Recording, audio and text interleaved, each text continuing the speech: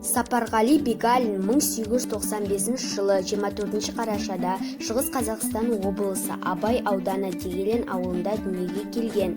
Қазақ балалар әдебиетінің негізін қалаушылардың бірі.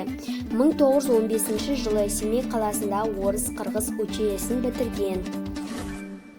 1929-1935 жылдары Дегелең облыстық атқару комитетінің төрағасы, Қарқаралық уездік атқару комитетінің мүшесі, бөлім меңгерушісінің орынбасары, ауданды халық судьясы болды. Қазақ егіншілік халық комиссариатында түркісіб басқармасында жауапты жұмыстар атқарды.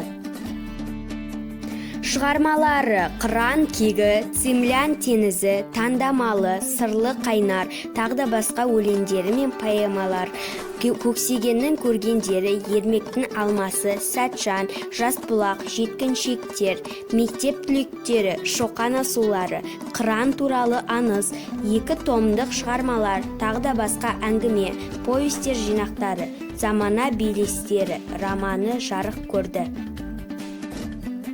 Жыр алыбы Жамбыл Жабаев туралы монография жазды. Көптеген туындылары шетел тілдеріне тәржімеленді.